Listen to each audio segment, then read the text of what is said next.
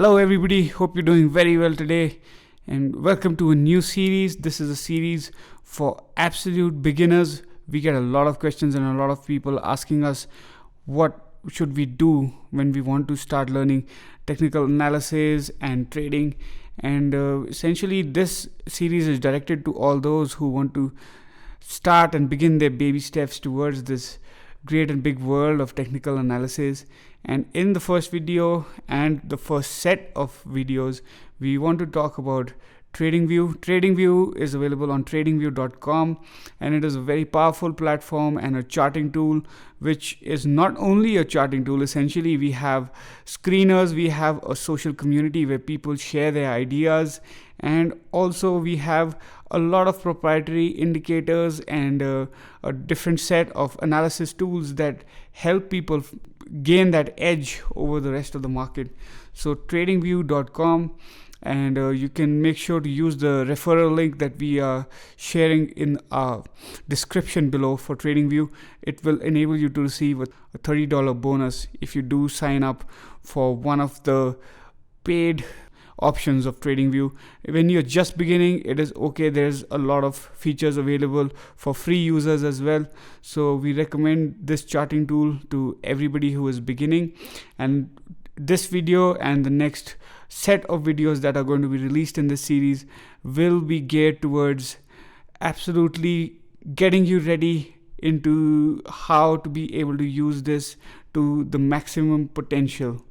So this is the homepage of TradingView. This is what opens when you type in tradingview.com. We have actually logged in already, so you can see that we have our symbol and our profile appearing. But even if you haven't logged in, this is what you will be seeing. And this is where you enter the tickers for the chart that you want to see. So we want to look at Bitcoin against dollar. So we have typed in BTC USD, and we're going to choose Bitstamp because Bitstamp is an old exchange and it has a lot of history for Bitcoin. And once you do type in BTC USD, you can see what all appears over here. We have a lot of people who are sharing ideas to do with this symbol. Also, we have authors who are constantly charting this symbol, and we have a TradingView proprietary tool for the technicals, which has a few criteria for how they are able to talk about this. A lot of this is to do with momentum and the moving averages, and essentially you have everything to do with related symbols. And this is the social aspect of TradingView, where a lot of people are sharing their ideas, and eventually if you end up spending a lot of time here, you can track people that are accurate, and you can also track people who are generally just creating a lot of clickbait content. And right on top you can see we have this line chart available for BTC USD and the different exchanges where it is traded, and it is available on TradingView. We're going to click on the full featured chart because the charting aspect is what we are actually interested in. Once you do click this, essentially the BTC USD chart on the weekly time frame, what we can see here is TradingView is divided into the main and the basic charting area, and this is essentially where you will be doing all your charting. Then we have the column on the left. This is to do with all the tools that you can use for your charting, and then you can see the symbols on top, and these are basically the timing, the candles, the different indicators and their templates that you can use for your charting. And then you can see the tools on your right. These are to do with the watch lists and the ideas and the social aspect of TradingView.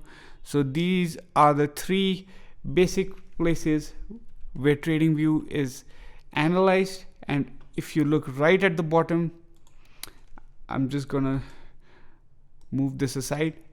So if you look right at the bottom over here, so we have the screeners. You have a stock screener, you're able to make your notes, and you have strategy testers and a Pine editor. Pine is basically a language which all the indicators are coded in for TradingView.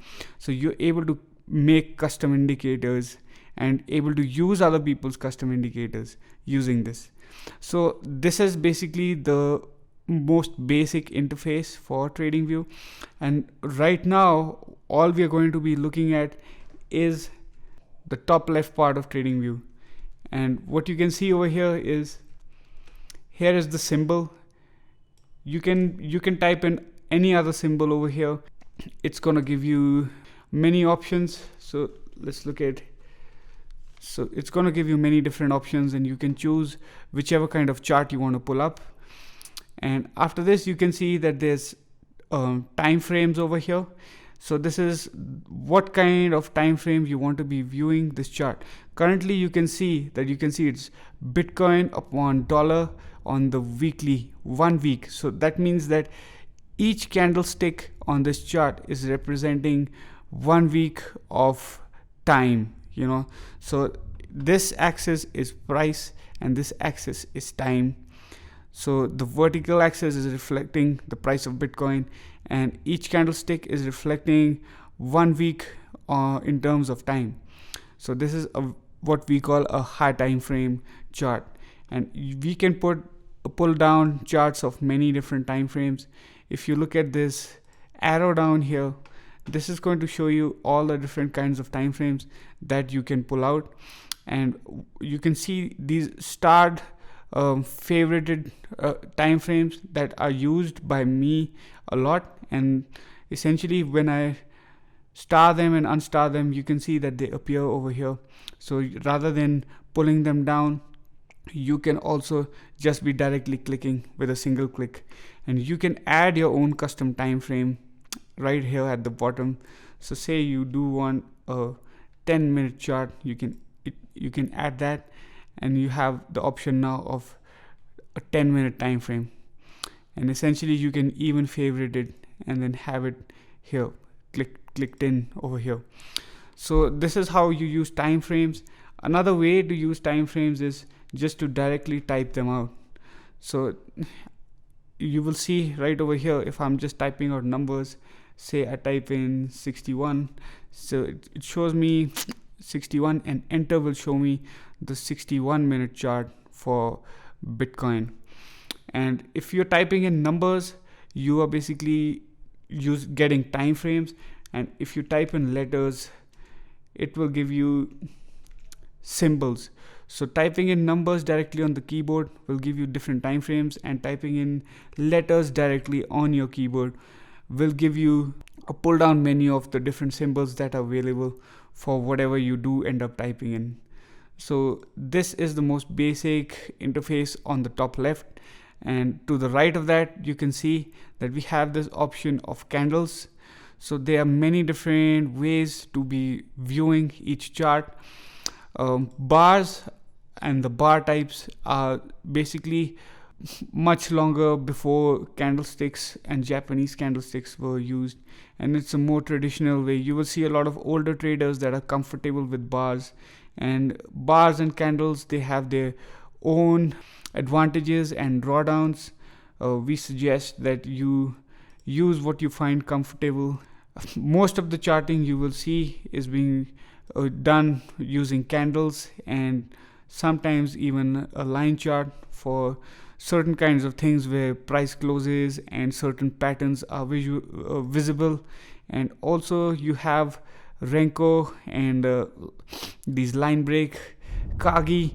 But since you're a beginner, I would recommend you either stick to bars and candles and line charts for specific use cases. So for now, I'm just going to leave this to candles. And here what you can see is another option to compare and add symbols. This is slightly more advanced, and we're going to get into it in later tutorials. And then we have your indicators and different templates and strategies. This too we will cover in a later video. And here we have chart properties. So chart properties is something that you should be looking at right at the beginning. You can see that as soon as we have opened everything, we have a chart which has slightly different colors and slightly different up and down candles, and that is because we have built our own template. So you have the symbol settings over here, which tells you what colors, what borders you want for the candlesticks, and what color you want your wicks. Okay, and then you have the status line. The status line is this line right on the top left corner of the charting section, and over here you can see you have the symbol, you have the OHLC, that is the open, high, low, and the close values for each candlestick. So you can see as soon as I'm scrolling on top of each candlestick, the values up here are changing.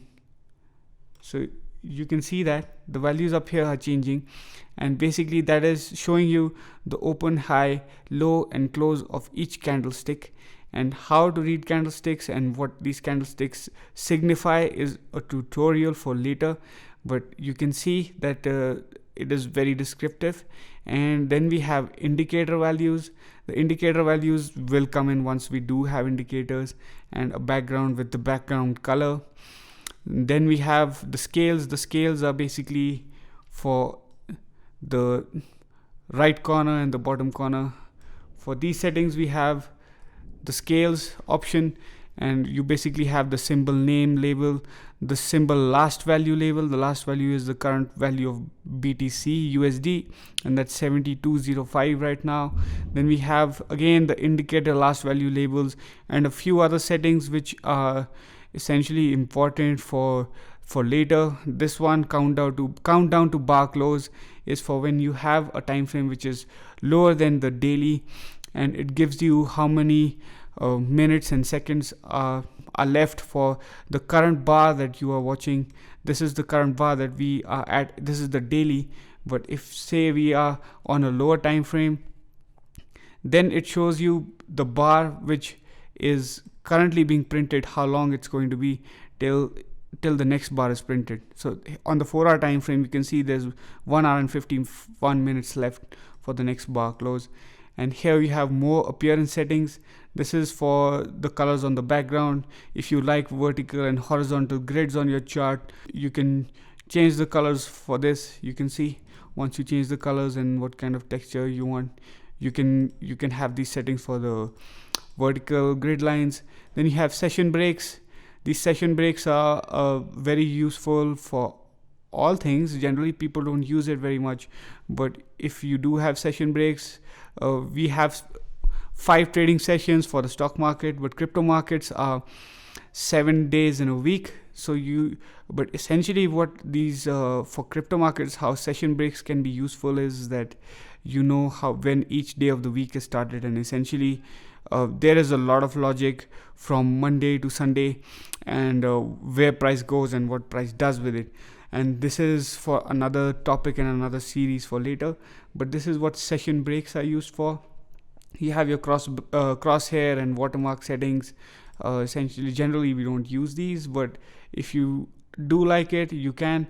And also Tradingview offers on platform trading for many different websites, and if you do want to use Tradingview to trade, there is also provision for that.